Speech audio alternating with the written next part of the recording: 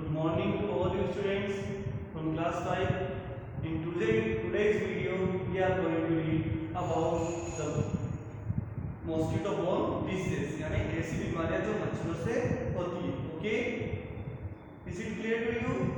So I hope आपको पता होगा, आप इजीली बोल सकते हैं क्योंकि जनरल डिजीज लाइक मलेरिया ये कॉमन जो है डिसीज है. And some more diseases like chikungunya and some more are caused due to the mosquito bite. मच्छरों के काटने से बीमारियां होती हैं.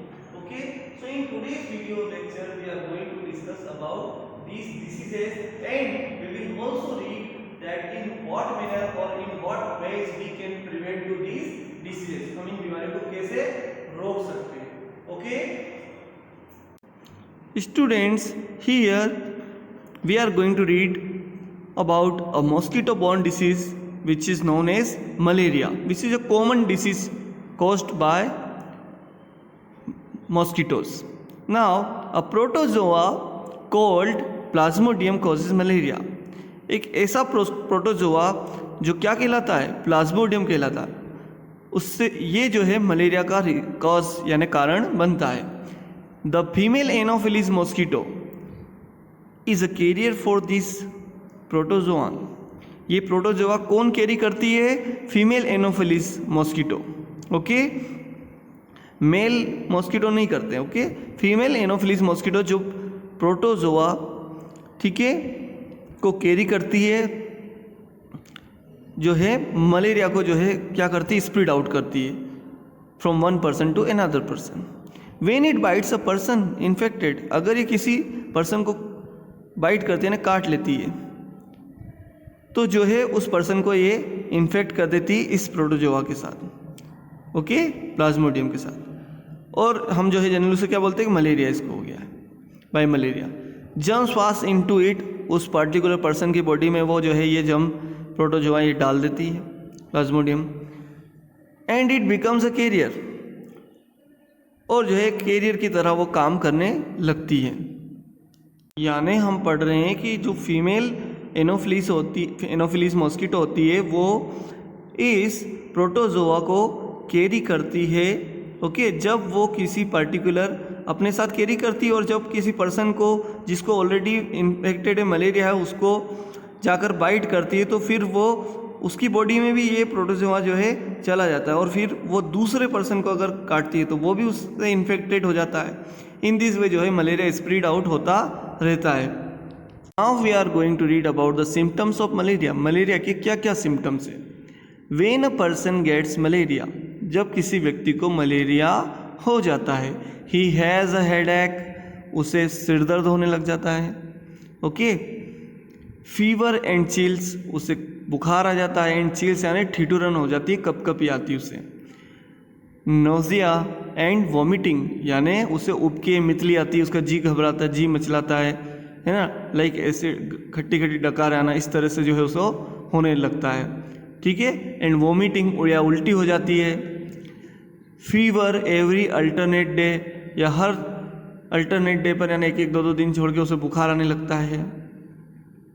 The fever is accompanied by swelling, बुखार के साथ उसके बॉडी में स्वेलिंग यानी सूजन भी होने लगती है. General weakness and body aches, सामान्य कमजोरी उसमें आ जाती है.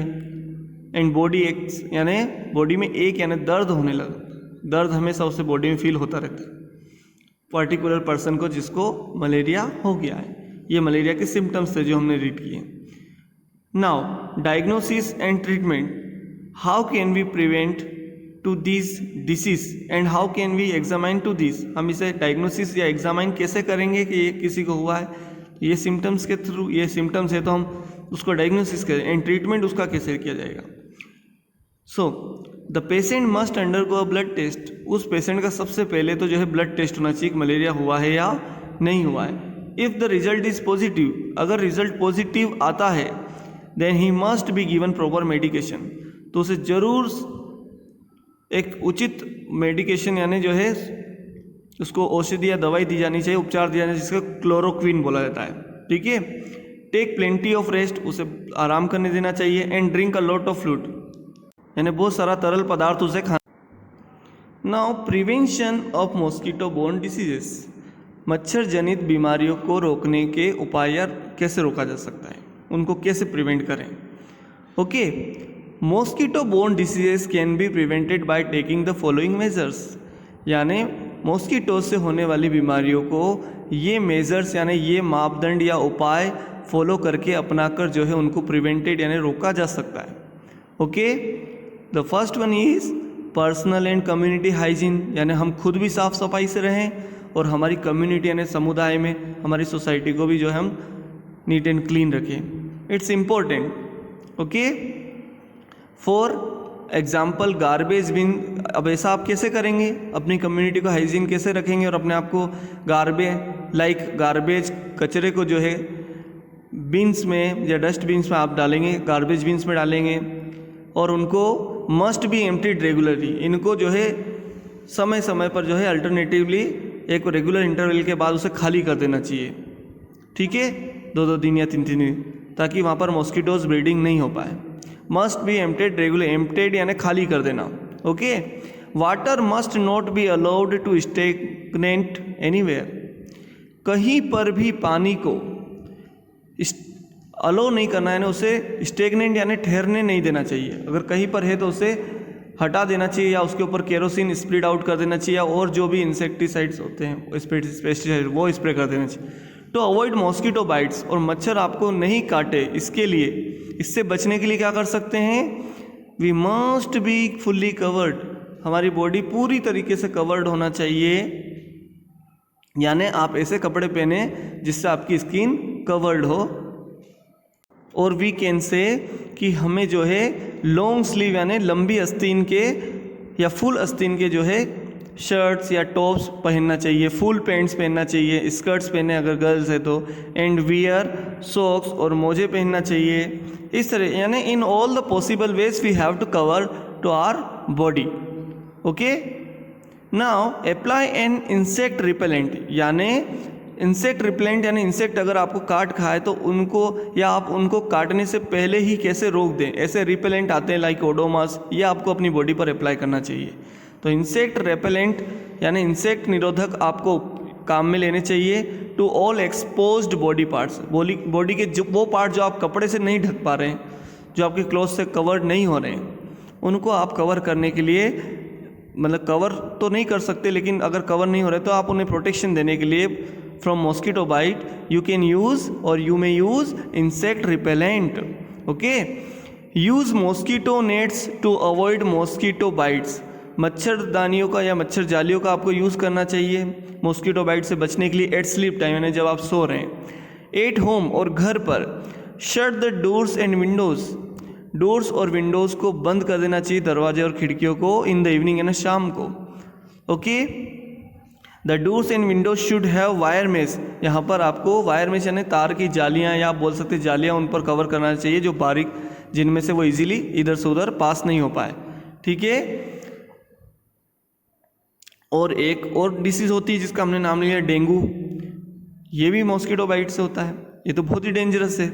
मलेरिया से तो फिर भी हम थोड़ा हमारी बॉडी रेजिस्ट कर सकती है, अपने आप को हम बचा कर रख सकते हैं कुछ दिनों के लिए, लेकिन डेंगू में तो वो तो इजीली जो है हमें अपनी जकड़ में ले लेती है और लाइफ लॉस होने के वहाँ पर बहुत ज़्यादा चांसेस हो जाते हैं।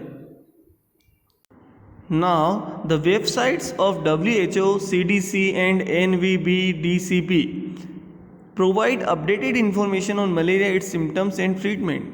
ये वेबसाइट जो है वर्ल्ड हेल्थ ऑर्गेनाइजेशन की तरफ से जो है ऑपरेट की जाती है, CDC एंड NVBDCP। इस पर आपको लेटेस्ट इन्फॉर्मेशन मलेरिया से रिलेटेड या मलेरिया के और क्या क्या सिम्टम्स है या उसके या पहले से जो डिटरमाइंड सिम्टम्स है वो, और उसको कैसे क्योर आउट किया जा सकता है, उसको ट्रीट किया जा सकता है, ये सारे जो है प्रिवेंटिव मेजर्स भी आपको यहाँ पर देखने को मिल जाएंगे। ओके, तो इस चैप्टर में हमने ये रीड किया है कि एक्वेटिक लाइफ कैसी होती है। ठीक है, तो हमने पढ़ा कि एक्वेटिक एनिमल से हमें इतना नुकसान लॉस नहीं है क्योंकि वो तो वहीं पर है, उनके एरिया में रहेंगे तो हमें इतना लॉस नहीं।